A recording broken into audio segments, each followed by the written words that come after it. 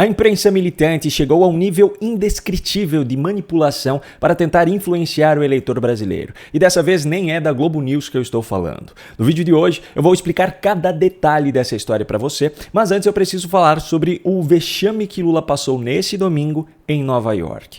Como se não bastasse a hipocrisia de ter culpado tanto o governo federal pelos incêndios no Brasil em 2020 e agora, como presidente da República, ter que admitir vergonhosamente que não estava preparado para lidar com a situação ao ver os inúmeros recordes negativos de queimadas sendo quebrados em 2024, Lula ainda foi para Nova York para discursar nesse domingo na cúpula do futuro da ONU. Eu sinceramente não sei se ele realmente acredita na versão paralela da realidade que ele e os seus aliados criam, ou se ele tem plena consciência da situação e só é cara de pau mesmo. O fato é que todo o mundo já está sabendo dos traços cada vez mais evidentes de uma ditadura no Brasil. E mesmo assim, Lula achou que tinha moral para criticar a governabilidade da ONU. O mundo todo já sabe sobre a situação descontrolada dos incêndios no Brasil. E mesmo assim, Lula achou que tinha moral para pregar sobre insuficiência de investimentos no combate às mudanças climáticas. Os níveis atuais de redução de emissões de gases de efeito estufa e financiamento climático são insuficientes para manter o planeta seguro. Mas essa não foi a maior vergonha que Lula passou nesse evento. Como se não bastassem os 5 minutos de um discurso que ninguém prestou atenção, Lula ainda excedeu o seu tempo de fala, o microfone foi cortado, o locutor anunciou o nome de Lula para que ele saísse do púlpito e mesmo assim ele continuou falando. As instituições de Bretton Woods desconsideram as prioridades e a necessidade do mundo em desenvolvimento.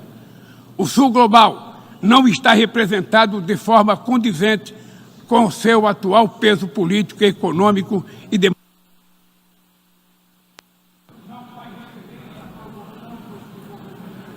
I thank the President of the Federative Republic of Brazil.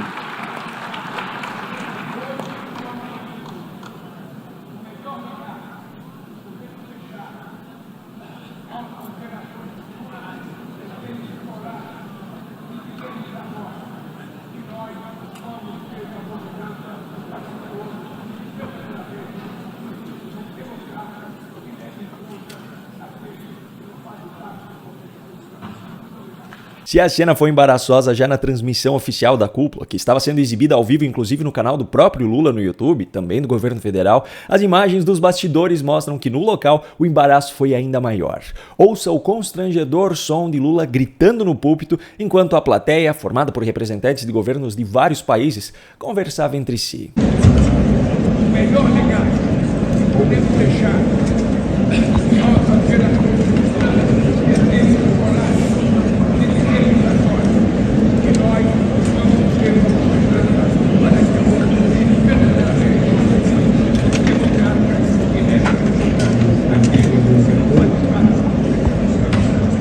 Mas essa ainda está longe de ser a pior parte do vídeo de hoje. O que eu vou mostrar agora é a prova de que a imprensa militante tenta manipular o povo brasileiro na maior cara de pau. E dessa vez não é da Globo News que eu estou falando. Quer dizer, tem uma pequena relação com a Globo News e eu já vou explicar por quê. Bom, já não é novidade para ninguém que o UOL exerceu sua militância política contra Bolsonaro em 2022 e isso se estende até hoje, até porque Bolsonaro sempre criticou a imprensa. Agora, em 2024, o UOL tem exercido sua militância política contra Pablo Marçal em São Paulo, que também critica a imprensa e constantemente faz declarações polêmicas, só que também em São Paulo tem uma candidata que cumpre todos os requisitos defendidos pelos pseudo-jornalistas militantes, como Thales Faria, Josias, Reinaldo Azevedo, etc., de como deveria ser o bom candidato, aquele que discute propostas para a cidade, que é respeitoso com os adversários, que mantém-se dentro da civilidade. Essa candidata é Marina Helena, do Novo. Só que para os militantes do UOL, ela tem um grande problema. Defende os princípios da direita, com muita coerência, por sinal, e para eles isso já é suficiente para começar a atacá-la. Só que a Marina, como não fica fazendo declarações polêmicas, não abre brecha para que esse tipo de fala seja explorado. Então resta à militância de esquerda distorcer coisas ditas por ela para tentar manipular a realidade. E para isso eles contam com o apoio de especialistas. Veja essa matéria. Marina pratica violência de gênero contra Tabata, diz especialista. Pois bem, o que configurou essa violência de gênero então? Marina Helena acusou Tabata Amaral de ter utilizado um jato particular para encontrar o seu namorado, o prefeito de Recife, João Campos, lá na capital pernambucana. Tabata disse que iria processar Marina se ela não pedisse desculpas, e Marina respondeu que pediria desculpas se Tabata apresentasse os comprovantes de voo para provar que era mentira, o que não aconteceu. Este fato, para a advogada eleitoral especialista em gênero Maíra Réquia, é uma violência política de gênero, e ela afirmou isso quando foi convidada pelo UOL, como especialista, para comentar o caso em um programa ao vivo. É uma pena que nós tenhamos aqui uma mulher que está concorrendo à Prefeitura de São Paulo, praticando contra outra mulher, mais do que essas duas irregularidades, violência política de gênero. Só que a farsa já começa a ser desmontada sem querer dentro do próprio programa, quando ela precisou explicar o que nessa acusação caracteriza a violência de gênero. O que caracteriza, doutora Maíra? É justamente essa condição de o que está no centro do debate, a condição dela enquanto mulher. Não, você não ouviu errado. É a condição de mulher da Tabata. Ou seja, só pelo fato de que é uma acusação que foi feita contra uma mulher, seria uma violência política de gênero. Só que a acusação foi feita também por uma mulher. Só que para desmascarar completamente essa classificação, basta fazer algo muito simples. Primeiro, descobrir se essa advogada trabalha para algum candidato nas eleições para a Prefeitura de São Paulo. E a resposta é sim, ela trabalha para Guilherme Boulos. Inclusive, a empresa dela já recebeu R$240 mil da campanha de Boulos em 2024. Esses dados são públicos e são disponibilizados pelo TSE. E a segunda coisa a se fazer é simplesmente dar uma olhada nas redes sociais dessa advogada. E é aí que a militância política dela fica ainda mais escancarada.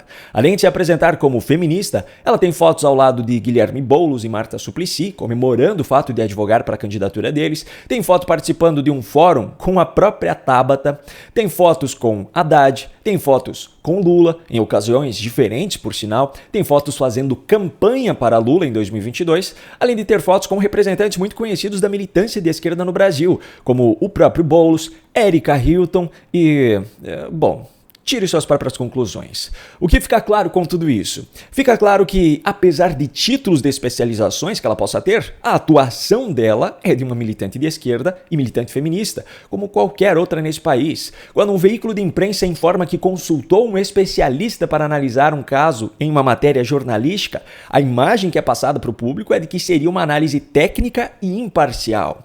É para isso que serve um especialista.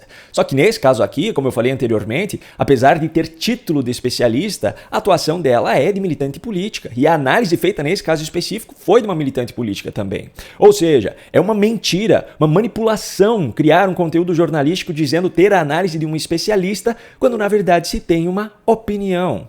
E qual é a relação disso tudo com a Globo News? Pois é, Maíra Réquia também já foi consultada como especialista várias vezes pela Globo News. Essa aqui, inclusive, não é a primeira vez que ela aparece aqui no meu canal, porque quando ela foi comentar sobre aquele projeto de lei que equiparava o aborto após a 22ª semana de gestação ao crime de homicídio, eu mostrei em um vídeo aqui as distorções que estavam sendo feitas e as mentiras que estavam sendo espalhadas a respeito daquele projeto de lei.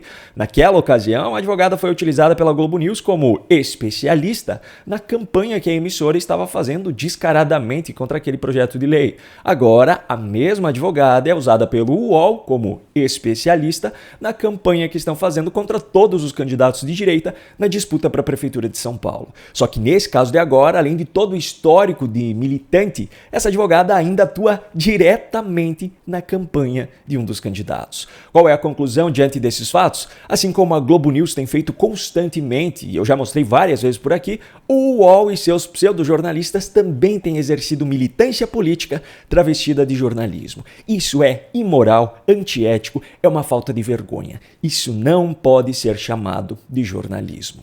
Bom, para você que está assistindo a esse vídeo e já está cansado dessa sujeira, dessa militância de esquerda, eu deixei aqui na descrição do vídeo o link do e-book 7 estratégias para vencer debates com militantes de esquerda, onde eu compartilho as minhas principais estratégias, não apenas para debates públicos de candidatos, mas também para suas discussões sobre política no dia a dia. Um grande abraço e até a próxima.